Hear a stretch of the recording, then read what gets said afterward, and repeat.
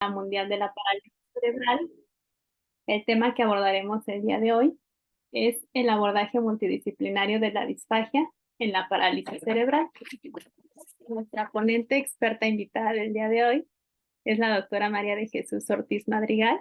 Ella es médica especialista en audiología y foniatría, egresada de la licenciatura de la Universidad Autónoma Metropolitana y del posgrado del Instituto Nacional de Rehabilitación, además de que tiene una alta especialidad en foniatría pediátrica, la cual cursó en el Hospital Infantil de México, Federico Gómez.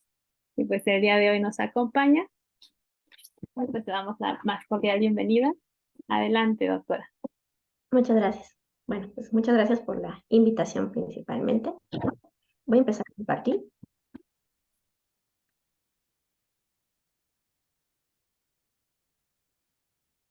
Me dicen si se ve bien. Sí. Ok. Bueno, vamos a empezar con lo que es el abordaje multidisciplinario de la disfagia en la parálisis cerebral. Yo trabajo en el Centro Teletón, así es que principalmente veo niños, aunque también veo adultos como de forma externa. Así es que si tienen dudas al final o no sé, yo creo que al final. Bueno, vamos a ver.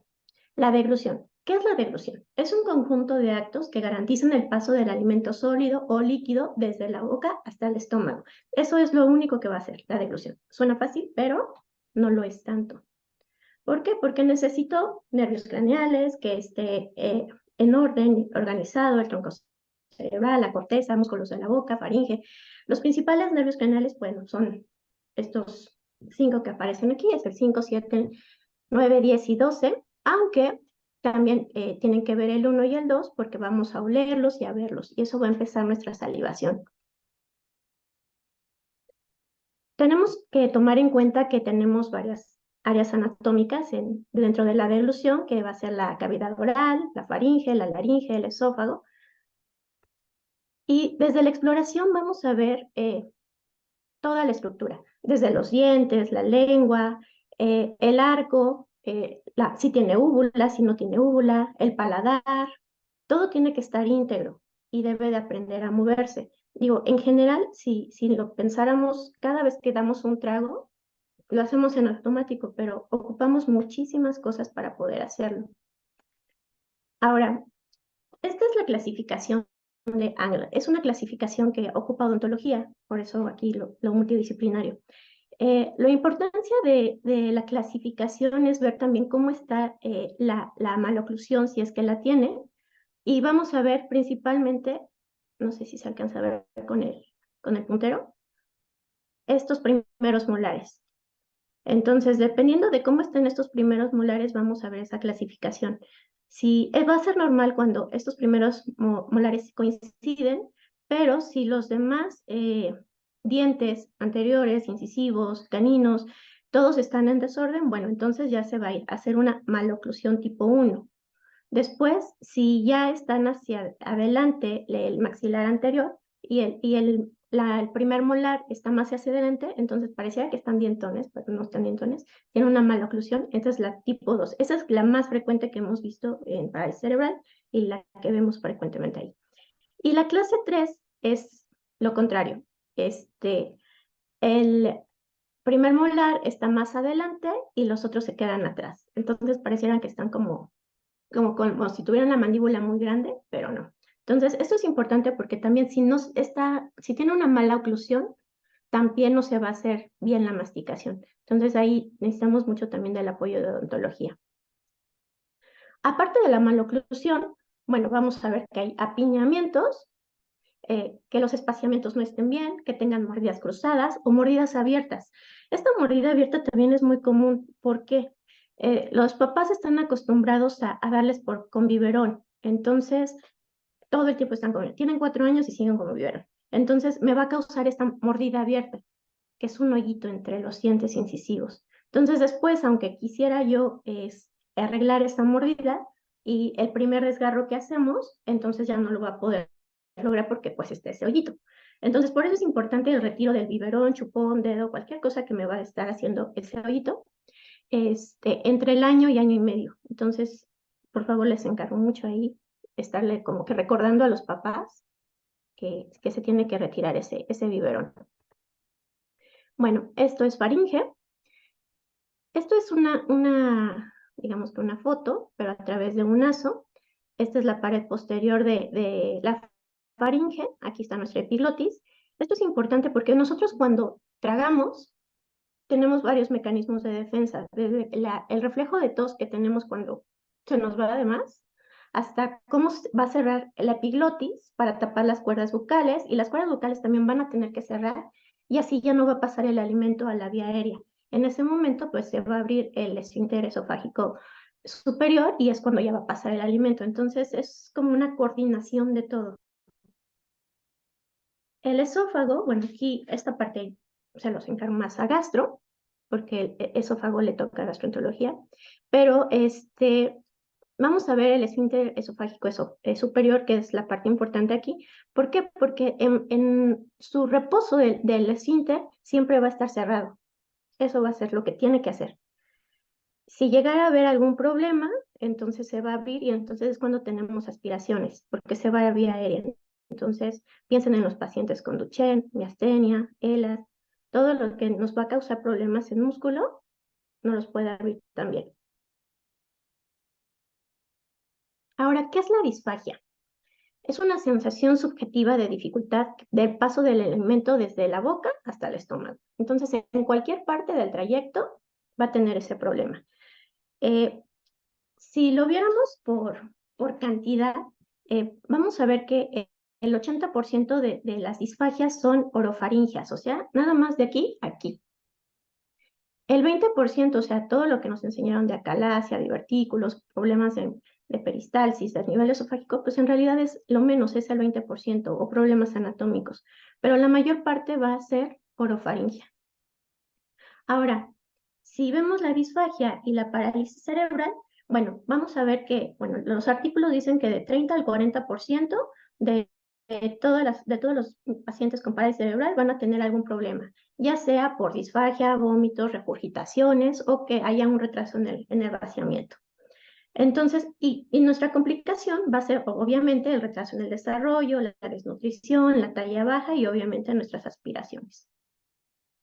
Ahora, si lo vemos por gross motor, va a estar muy asociado la disfagia dependiendo del gross motor. Hay artículos que dicen que hasta el 100% de los pacientes con gross motor 5 van a tener disfagia. Se va más o menos al 50% cuando están en gross motor 3. Hay algunos artículos que dicen que puede no haber disfagia en los más leves, o sea, en el 1 y en el 2. Entonces va a estar muy asociado al gross motor. Entonces depende, el gross motor va a haber desde el 40 hasta el 100% el que tengan disfagia de algún tipo. Aquí vemos en esta videofluoroscopía una aspiración. Aquí se está yendo el líquido. Ok. Ahora, en la población normal, bueno, sí vamos a tener que van a tener un grado de disfagia por cualquier otro problema, o sea, traumatismos cráneoencefálicos, por la edad también hace que nosotros perdamos la motilidad, la masticación, pérdida de dientes, va a ser que la edad también va a causar ese problema en la disfagia. Pero en los niños, que es nuestro tema de hoy, va a aumentar el rango desde el 33 al 88%. Y si eso le agregamos que dependemos de otra persona para que lo alimente, entonces la gran parte también de los problemas de deglución son las posturas o cómo los alimentan. Entonces a veces tenemos a la mamá que sí, por facilidad los acuestan en el regazo, pero tienen una hiperextensión de cuello, entonces obviamente cuando hacemos hiperextensión es como cuando intubamos. Abrimos vía aérea y por ahí se va la comida. Entonces, empezando con el posicionamiento es lo que nos va a causar este problema. Ahora, vamos a tener fases en la deglución normal. Esto es una deglución normal. Lockman la clasifica en 4 etapas, en el 84, dependiendo del autor que lean, pueden ser hasta 5 etapas. ¿Por qué? Porque la fase anticipatoria es cuando están involucrados los primeros 2 nervios craneales, o sea, imagínense un café. Un café, lo veo, se me empieza a antojar, empiezo a salivar, es el nervio 2, y lo empiezo a oler. Entonces, el olor en sí me va a causar salivación. Entonces, es una fase anticipatoria. Lockman no la maneja, pero sí existe y se encuentra. Ahora, la fase oral preparatoria. ¿Qué pasa en la fase oral? Sigamos con el mismo ejemplo del café o un pan.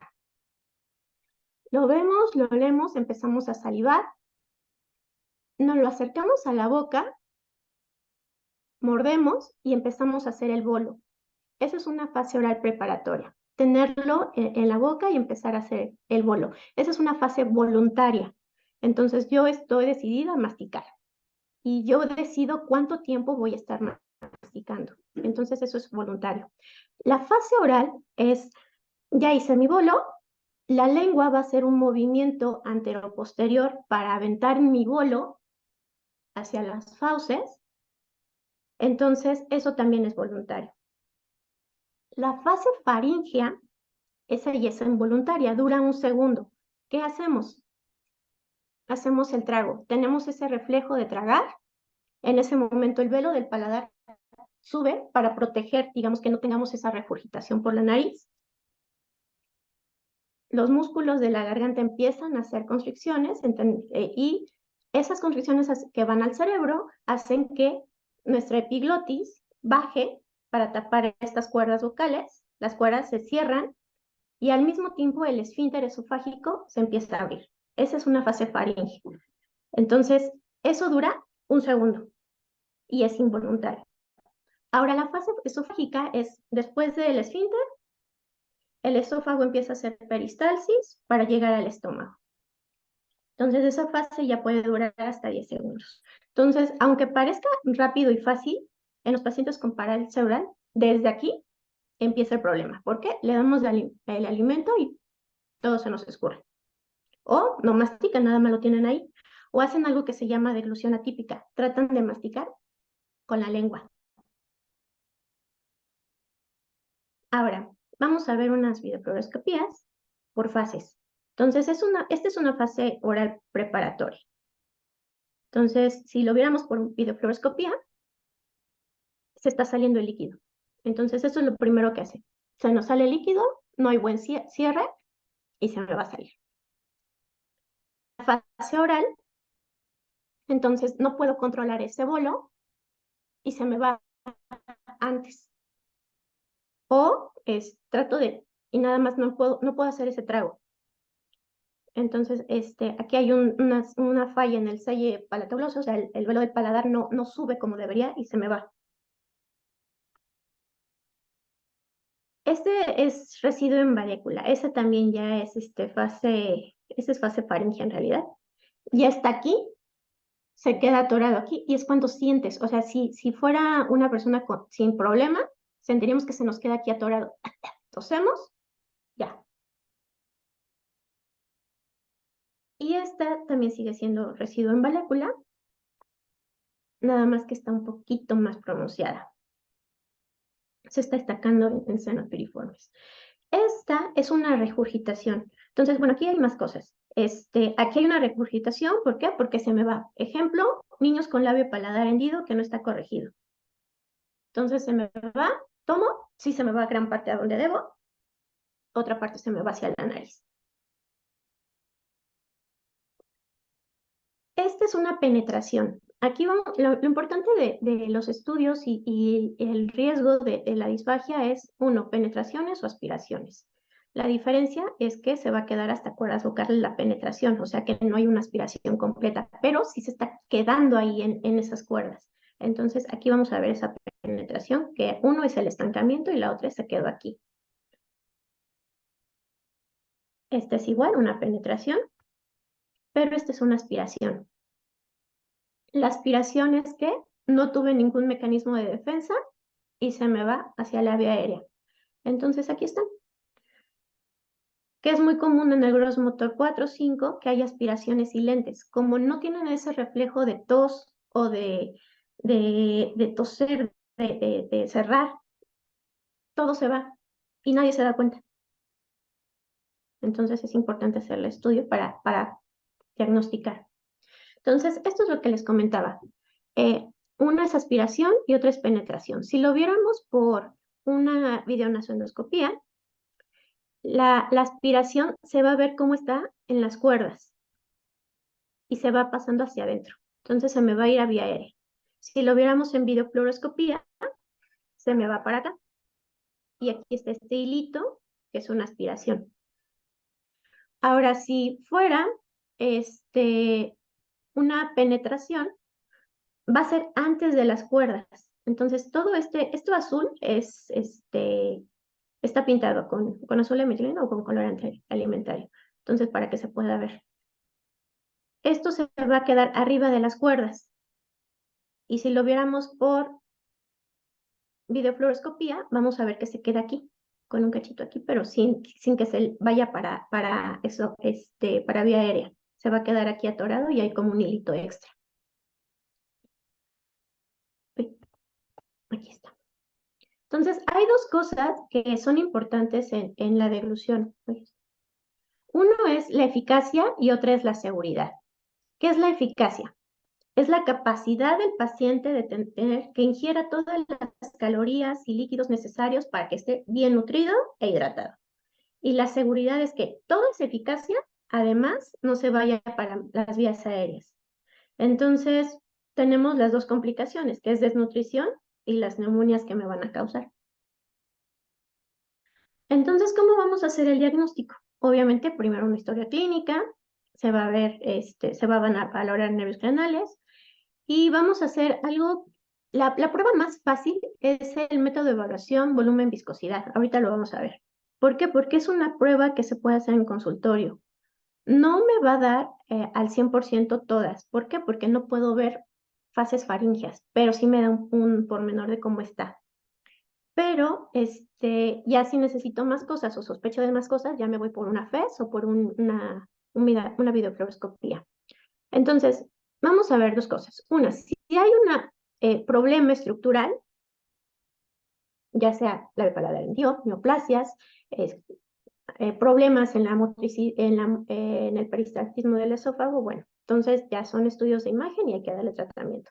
Dependiendo la zona, lo que se tiene que hacer, obviamente cirugía plástica, tiene que arreglar, odonto, cardio, no sé, el problema que sea anatómico, se tiene que arreglar. Pero sí, el problema es más bien cómo está haciendo esa mecánica deglutoria, si es funcional. Entonces, ya hicimos nuestro método de evaluación volumen-viscosidad, ¿ok? Sale alterado, nos vamos a ver si hay aspiraciones. Entonces, ¿qué pido? El estándar de oro es la videofluoroscopía, aunque en niños también se ha visto que es igual una videofluoroscopía que una FES, una videofibronasoendoscopía de la deglución. Entonces se pueden hacer dos. La ventaja de la FES es que también se puede hacer en la cama del paciente y si se necesitan hacer estudios tras estudios tras estudios, no hay tanto problema por la radiación, a diferencia de una videofluoroscopía que sí se tiene que estar radiando y hay que llevar al paciente a la área de rayos X y necesitamos ahí sí al médico de imagen. Entonces, ahí vamos a ver los signos videofluoroscópicos de seguridad y eficacia, bueno, de seguridad principalmente, y dependiendo de lo que encontremos, ya nos vamos a ir a al tratamiento que se requiera. Esto también se puede hacer al mismo tiempo que si la seguridad está mal, se puede hacer, que es más bien cirugía nos apoye o gastro, para que se le coloque una sonda de gastrostomía en lo que nosotros podemos arreglar toda esta parte que está alterada. ¿Por qué? Porque de todos modos, uno no se va a nutrir como debe, que nos va a llevar a desnutrición y todas las complicaciones que conlleva la desnutrición, y la otra es que tiene riesgo de que se aspire. Entonces se pueden llevar al mismo tiempo, en lo que nosotros estamos haciendo la rehabilitación, se está nutriendo el niño o el adulto. También está una sonda nasogástrica, eso también depende mucho del criterio del gastro, que es más funcional una sonda, porque hay niños que sí se la quitan, o ya de plano nuestra sonda de gastrostomía, que es un poco más segura. Ahora, ¿qué es el método de exploración clínica volumen-viscosidad? Va a tener una sensibilidad alta y una especificidad alta. Entonces, se puede hacer en cualquier paciente que se sospeche de disfagia. No se necesitan muchas cosas más que consistencias, líquido, néctar, pudding, un oxímetro y ya. Y una jeringa para medir. Y de preferencia una cuchara para que se la estén dando. Ahora, dependiendo, este es un artículo donde dice que dependiendo la fase, es lo que vamos a ver. Obviamente, penetraciones y aspiraciones no podemos ver porque es un estudio clínico. En realidad solamente le damos de comer y estamos monitorizando el oxímetro. Entonces, hay niveles de viscosidad. El líquido, néctar pudding, que es lo que les comentaba. El líquido, digamos, agua, leche, cualquier cosa que en un vaso de cristal, cuando lo volteen, se vaya completo y no quede ninguna capa, es líquido. Entonces, cuando dicen, es que con el agua simple se ahoga, pero con la leche no, pues como que no concuerda. ¿Por qué? Porque el líquido es así, nada más, líquido. Yo no veo sabores, yo veo consistencias. Ahora, néctar. ¿Qué es el néctar? Vean un Jumex de mango, lo volteo, lo regreso y se me va a quedar una capita en el cristal. Ese es un néctar, es un poquito más espeso. El pudding, un Gerber. Ustedes hacen esto, a veces se cae, a veces no. Entonces, eso es como que las diferencias a grandes rasgos. Sí hay cómo hacerlos y de hecho más adelante les comento dónde está la página para que vean, porque se tiene que medir hasta con jeringa de 10 mililitros para ver cuánto tarda en caer y todo, pero digamos que en grandes rasgos eso es líquido, néctar y pudding. Entonces, ¿cómo se va a hacer este método de exploración? Vamos a empezar con néctar. Este método está avalado, pero en adultos. En niños hay algunas modificaciones. Estuve viendo varios metaanálisis, todavía nadie se pone de acuerdo en cómo es la cantidad que se tiene que dar, pero en adultos sí está. Entonces, si fuera un adulto, ¿qué hacemos? Entonces, tenemos al paciente, ponemos el oxímetro, vemos cuál es su basal. No puede bajar a menos de 90 o que cuando se esté haciendo el estudio baje más de 3. ¿Por qué? Porque ahí ya me estaría diciendo que es un riesgo de aspiración o penetración. Entonces, por eso siempre hay que estar monitorizando. Entonces, empiezo con 5 mililitros. 5 mililitros es aproximadamente una cucharada cafetera, sopera, que es nuestra cucharada normal. Se miden, se dan, vemos cómo está pasando, cómo traga, hacemos toda la valoración, revisamos después, pedimos que hable a veces. ¿Por qué? Porque si se queda ahí, hacen una voz húmeda. Una voz húmeda es como cuando hablamos, pero estábamos pasando saliva o estábamos tomando agua. Eso es una voz húmeda. Así, ¡hola! Y sientes, ¿no? Entonces, podemos ver tos, podemos ver residuos. Ok, no hubo problema, no desaturó, nos vamos a 10 mililitros. Igual, no hay problema, 20 mililitros. Si todo está bien, ok, nos vamos a líquido. El líquido, les comentaba, agua, leche, lo mismo. Hay que seguir haciendo la misma valoración y siempre con el oxímetro. Y la última sería el pudding o la papilla. Ahora, ejemplos. Si empezamos y con néctar aguanta 5, bien, pero con 10 ya empezamos a tener problemas, suspendemos hasta ahí. ¿Y qué? Nos vamos directo a pudding. ¿Por qué? El líquido es la consistencia más difícil de manejar. Entonces el líquido se puede ir hasta en una persona sin problema a vía aérea. Nos ha pasado cuando tomamos agua, se nos va y nos damos agua y se supone que no tenemos problemas. Entonces el líquido lo saltamos y nos vamos directo al pudding. Ahora, si empezamos con líquido, perdón, si después del néctar lo pasamos, nos vamos al líquido y hasta 10, hasta ahí pudo y después empiezo a ver algún problema de disfagia o que empieza a desaturar, igual, suspendo y me voy otra vez a pudding, porque es más seguro. Ahora, les comentaba que esto es en adultos. En niños, hicimos unas pruebas en niños con leve paladar y en lugar de darle 5, 10, 20. Nada más dimos 3 y 5. 3 es más o menos una cucharada cafetera, lo pueden medir. Y 5 es una sopera, que es más o menos ya lo que tolera un niño. Si ustedes se metieran 20 mililitros en la boca, se quedan así. Entonces sí es un poco difícil de manejar porque tienen que hacer el mismo trago. Hay que ver también cuántos tragos hacen.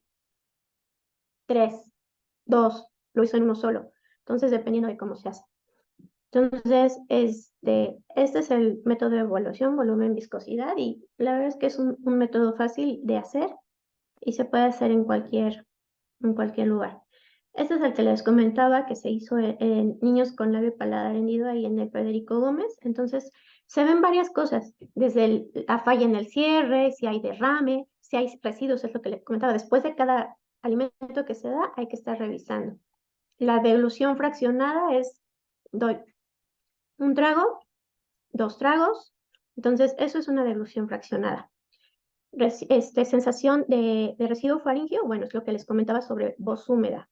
Tomamos agua y se escucha. Y siempre hay que estar buscando la saturación. Acuérdense, más de 3 o 3 se suspende. ¿Por qué? Por el riesgo de aspiración. O si está bajo de 90. O también vemos otras cosas, masticación que se tarde mucho masticando, que es muy común en niños. La deglución atípica, es lo que les comentaba, mastican con la lengua. La mandíbula, cómo la mueven. Entonces, cambios de coloración, obviamente, si hay cianosis, pues vamos a ver cambios de coloración. Entonces, eso es el método de evaluación volumen viscosidad. Ahora, ¿qué es una FES? Una fibronasoendoscopía. Tiene 5 cosas que vamos a ver principalmente. Uno, obviamente, es toda la anatomía. Desde que entramos por la nariz, toda cómo está el velo del paladar, cómo está la pared posterior de la faringe. Llegamos a faringe y hasta aquí llegamos, no hay más. Vemos toda la estructura de faringe, cuerdas vocales, epiglotis, se cierra, no cierra. Esa es la ventaja de que se puede ver todo en el momento y bien las estructuras. Podemos ver si hay manejo de secreciones. Obviamente, nuestros pacientes con parálisis se quedan todas las secreciones, desde saliva hasta todo lo que tenemos. Obviamente, cuando les pasamos esto, les vamos a hacer, es como un método de volumen viscosidad, se dan las mismas consistencias, mismas cantidades, y además vamos a estar viendo cómo lo hacen ahora a nivel faríngeo. Y también tiene la ventaja de que, ok, ahora ya te di de comer así, pero si agacho la cabeza y si trago, mejoro. Entonces, dependiendo de la maniobra que se ocupe, podemos ver si mejora o no mejora. Si pongo la cabeza de lado, si no, por ejemplo, en parálisis de cuerdas vocales, si me voy hacia el lado y paso, ya no tengo problemas. Entonces, tiene esa ventaja. Hay recomendaciones en general cuando hay una sospecha anatómica, cuando hay que hacer exámenes de forma repetida, de lo que les comentaba sobre la radiación, que no hay que estarlos llevando a radiología, que se puede hacer en cualquier lugar. La ventaja cuando hay video es que en el momento se puede ver cómo se va, si hay una aspiración. Entonces los papás ahí se dan cuenta de que está teniendo una aspiración, nada más que no tose porque no tiene ese reflejo. Entonces esa ventaja la tienen, que en el momento se está viendo. Entonces como que ya les cae el 20 de que tienen que cuidar un poco más esa deglución o cómo se le están dando, o que sí necesita una sonda de gastrostomía. Entonces esa ventaja tiene el video de que lo están viendo en el momento los papás. Ahora, hay varias escalas. Estas son las escalas de secreción de Murray. Entonces, esto es obviamente con el naso, dependiendo dónde se queden las secreciones, tenemos el riesgo. Entonces, obviamente, si se me queda aquí, bueno, disminuye el riesgo en el 1. En el 2, en epiglotis, bueno, tiene un poquito menos, pero es una acumulación transitoria. A lo mejor si toso, se me quita. Ya el 3, ya está casi, esto ya es una penetración, y está aquí en cuerdas, entonces sí el riesgo es más alto para que ya se me haga una aspiración. Esta es una escala de gravedad de residuos, este es de Yale. También dependiendo de cuántos residuos se encuentran, esto es en molécula obviamente, Si no hay, si se queda aquí, se queda en epiglotis, en los piriformes, si ya es demasiado, bueno, el riesgo ya es alto. Entonces, dependiendo lo que veamos, pues se me va. Esta es la escala de aspiración, escala de aspiración-penetración. Entonces, este me va a dar un riesgo para que se me aspire. Entonces, igual, dependiendo de cuánto material se vea en esa naso, va a tener, obviamente, entre más grado de penetración, vamos a ver que es muy riesgoso la penetración o una aspiración. Entonces, son diferentes escalas que se pueden estar utilizando. Ahora, la escala de severidad de disfagia fibroendoscópica también nos dice los resultados de la evaluación. Esta la hicieron para traumatismo craneoencefálico principalmente, pero pues también nos ayuda. De hecho, aquí el doctor Manzano, que es ahorita creo que es el presidente de la Asociación de Disfagia aquí en México, está proponiendo un algoritmo para usarlo en pacientes con disfagia. Entonces es hacer todas las escalas, además de y el que sigue, que ahorita les voy a enseñar. La ventaja de esta escala es que nos dice qué es lo que necesito, digamos, para disminuir el riesgo. Si solamente con terapia, si tengo que cambiar los alimentos, si ya de plano nada de vía oral y nos vamos directo a sonda. Entonces esa ventaja también tiene. Esta es la escala del grado de severidad también de disfagia, que es la que también se ocupa para traumatismo craneoencefálico. Y lo que él recomienda es ocupar las dos escalas para ver cómo vamos a manejarlo. Ahora, la videofluoroscopía. La ventaja de la videofluoroscopía es que ahí sí ya podemos ver esófago. Esa es la ventaja. En una naso no. Como llegamos hasta faringe, hasta ahí nos quedamos. Pero una videofluoroscopía sí. ¿Por qué? La calasia, divertículos, malformaciones vasculares, también no pueden oprimir nuestro esófago y nos va a causar problemas de deglución. Entonces, no es que tenga el problema acá, sino que pues, está apachurrando, no hay forma de que pase el alimento. Y la deglución pues, se ve tal cual como va pasando y son rápidas. Entonces, tienes esas ventajas. Por eso es el estándar de oro pero también del otro tiene sus ventajas. Entonces, en niños, como se ha visto que es muy parecido, no hay problema. En adultos sí se considera el estándar de oro, videofluoroscopía. Ahora, ¿qué vamos a encontrar? Alteraciones del sellado labial, el problema en las apraxias, disminución del control del bolo, la deglución fraccionada, que nos selle la insuficiencia del sellado palatogloso, el velo no va a bajar, se me regresa. Entonces, son las imágenes que vamos a estar encontrando, o sea, las que les enseñé al principio en realidad. Entonces, estas son ventajas, desventajas de una PES y una videofluoroscopía. La ventaja de la PES es que sea portátil, no hay exposición a radiación, es menos costosa en realidad porque ocupa en realidad solamente al médico, ya sea foniatra o el otorrino. No necesito la imagen y tampoco todo el equipo de imagen que ahí circula. La desventaja obviamente es que en la parte de esófago no se ve y algunas aspiraciones, como son tan rápidas, la fase faríngea es muy rápida, a veces no se alcanza a ver cuando hay aspiraciones con la FES. Esa es una desventaja que a veces hay. Pero sí se alcanza a ver cuando se lo hacen un poco más lentos o cuando están estancados.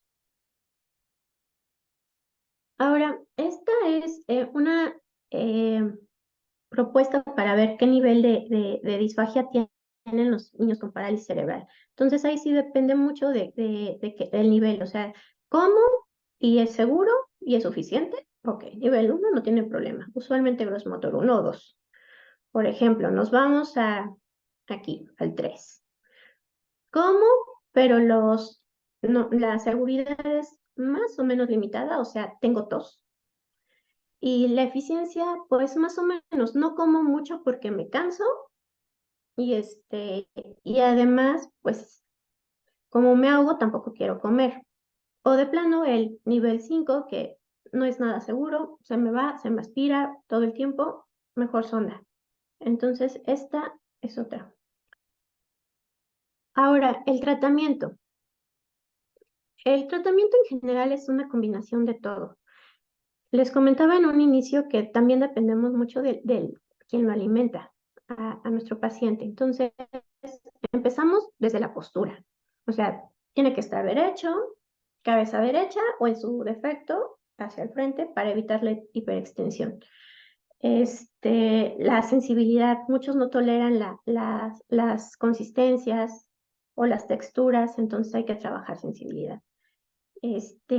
Obviamente masoterapia, hay maniobras específicas, como les decía, hacer la cabeza hacia el frente, de lado, hacer degluciones forzadas, degluciones en seco.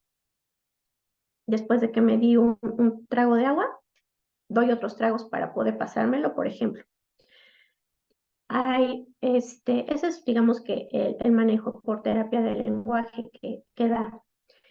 La modificación del bolo, bueno, eso lo vamos a ver cuando hacemos los estudios principalmente, o a veces en el consultorio se les pide comida para ver cómo le está dando de comer y qué cantidades, cómo es la cuchara, además, ¿no? Entonces vamos a ver el volumen y la viscosidad, o sea, cómo le están dando. A veces se les da combinado a pacientes que no saben manejar bien los alimentos. ¿Cómo combinado? Les doy una sopa de lentejas. La sopa de lentejas tiene caldo, pero también tiene un sólido blando. Entonces, o me paso uno o me paso el otro. Nosotros cuando los comemos, la verdad es que lo hacemos en automático. Primero nos pasamos el líquido y después empezamos a triturar y ya después lo pasamos. Pero en el caso cuando no tienen esta sensibilidad, lo paso completo. Y es cuando se me ahogan. ¿Por qué? Porque el líquido pasa antes, pero el sólido blando es un poco más lento para pasar, entonces no se coordina bien. Entonces hay que cambiar consistencias ahí. Desde qué se da primero, qué se da después, si el líquido es seguro o no es seguro, y si no, pues entonces voy a espesar.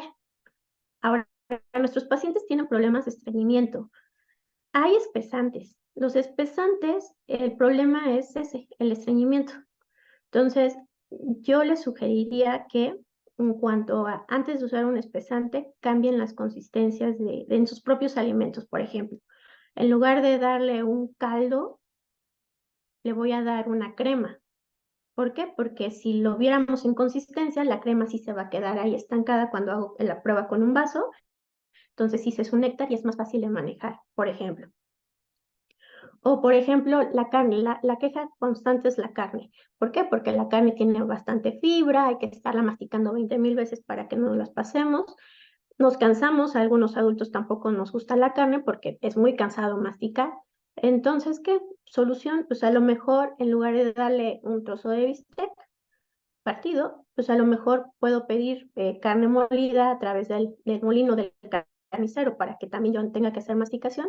Entonces tengo una carne de res que es como picadillo. Entonces ya no tengo que hacer tantas masticaciones, la fibra ya está cortada de la carne y ya, es más fácil para los niños pasar. Entonces hay que estar viendo como que qué puedo hacer en cambios en volumen, viscosidad o los sabores, ahí sí, eso sí, se lo encargo a nutrición porque, bueno, los sabores yo no los manejo.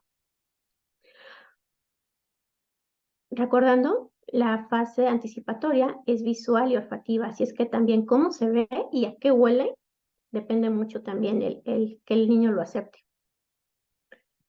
Ahora, también la parte de cirugía. Les comentaba que están los niños con labio paladar abierto, obviamente se me va a regresar por la nariz. Entonces ahí el tratamiento obviamente es cirugía. Lo tiene que manejar cirugía plástica, ellos tienen sus criterios para cirugía. Este, o por ejemplo, para poner sondas de gastrostomía, o por ejemplo, hay frenillos que son muy limitantes y tampoco me dejan, entonces también. La parte de odonto, les comentaba en un inicio, dependemos que tenga dientes. Es muy común que no tienen dientes o están cariados o de plano están ausentes, se los tuvieron que quitar de tan mal que estaban. Entonces, ahí también dependo. Si no tengo dientes, no hay forma de que me mastiquen. Entonces, odonto también es un gran apoyo para la parte de deglución. Ahora, les comentaba sobre las posturas. El niño tiene que tener la espalda derecha, cuerpo recto, tobillos bien, sin distracciones. Tomen en cuenta que a lo mejor nosotros sí, en familia comemos y estamos viendo la tele, porque pues es una tradición familiar ver la tele mientras que comemos.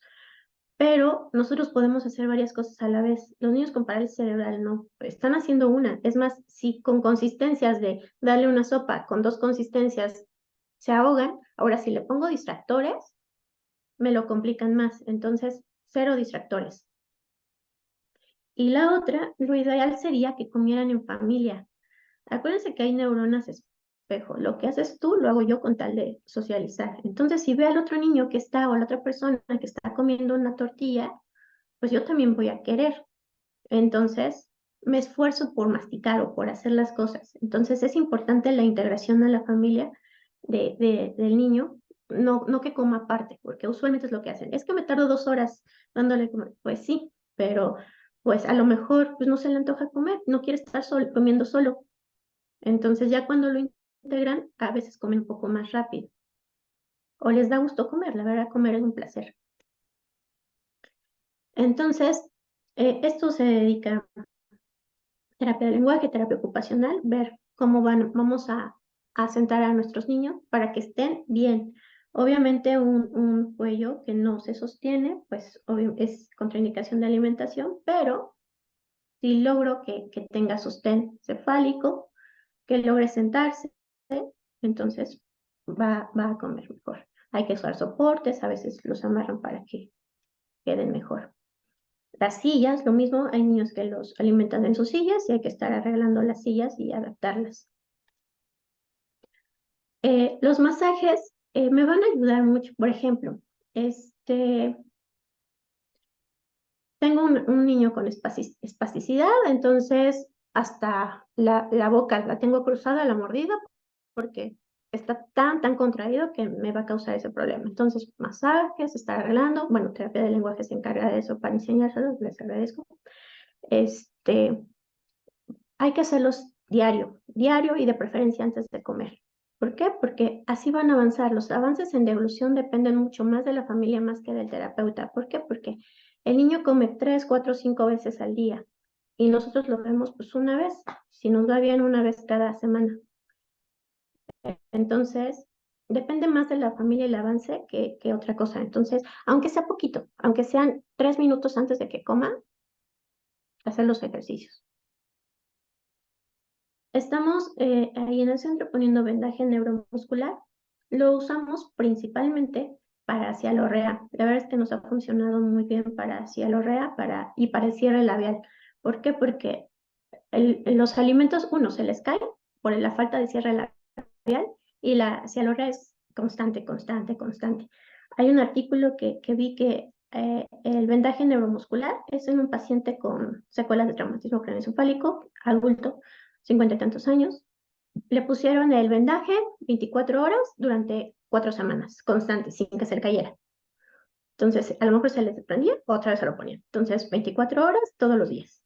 Entonces, de estar haciendo cambios 56 veces, se fue a 18 veces. Entonces, se fue a una tercera parte de todos los cambios de ropa, lo cual es bastante. Entonces, el vendaje lo estamos ocupando principalmente para eso y para trago. La electroestimulación, mejor conocido como Vital, tiene sus contraindicaciones. Hay artículos que dicen que la electroestimulación es muy parecido el avance en fase oral que si se hiciera la masoterapia. Entonces, yo prefiero ponerla nada más en fase faríngea porque si los papás hacen los masajes, pues van a avanzar muy parecido. Pero en fase faríngea no, ahí sí nos ayuda la electroestimulación. ¿Por qué? Porque por más que tratemos de hacer masoterapia, pues nunca va a llegar como debiera. Tiene sus contraindicaciones, sí, el reflujo principalmente. El reflujo, el riesgo de electroestimulación es que aumenta el reflujo, y si me aumenta el reflujo me va a causar una aspiración. Entonces, el riesgo-beneficio pues no se da. En algunos pacientes con crisis convulsivas también va a causar crisis convulsivas. Entonces, digamos que son las únicas que me pueden tener algún problema con la electroestimulación. Reflujo y crisis convulsivas. No todos los pacientes son directo a electroestimulación, o sea, vital, porque hay que ver la causa. Acuérdense, sí, el 80% son orofaringeas, pero también hay causas esofágicas. Entonces, una disfagia esofágica, obviamente el vital pues, no me va a causar problema. Hay que ver qué es la causa esofágica que me está causando. ¿Ok? Esto es lo que les comentaba sobre la modificación del bolo. Entonces, aquí está la fuente, pueden ver, es una guía muy larga para hacer eh, va desde cómo se hacen los líquidos y cómo llegamos a alimentos sólidos. Entonces, te va explicando cómo tienes que hacerla. Hay que medirla. O sea, te piden hasta una jeringa de 10 mililitros y ya que hiciste la consistencia, hay que vertirla y contar cuánto tiempo se tarda en esos 10 mililitros, y dependiendo de cuánto se tardó, es el tipo de consistencia que llegamos en líquidos. Entonces, sí es un poco tardada, pero es la guía internacional para hacer la dieta en todas. Entonces, la pueden buscar, sí es un poco larga, pero digamos que en términos fáciles podemos ver nada más líquidos, néctar, pudín y sólidos. Les comentaba sobre odontología, que es importante la valoración. Es muy común tener pacientes sin dientes, aunque sean chiquitos, los dientes de leche están perdidos o con caries, o están a punto de perderse porque ya nada más se ve la raíz, las mordidas abiertas, las maloclusiones tipo 2 que son las más frecuentes que tenemos. Entonces, eso nos va a causar problemas. Y las cirugías, lo más frecuente son cirugías por labio paladar. Hay algunas malformaciones, por ejemplo, en el Federico, en algún momento llegó un paciente con una macroglosia gigante. Entonces, pues, tenían que hacer cirugía para que pudiera comer, porque no se podía. Entonces, dependiendo del tipo de cirugía, también nos apoyamos de cirugía plástica, reconstructiva, maxilofacial, obviamente de gastro, neumo.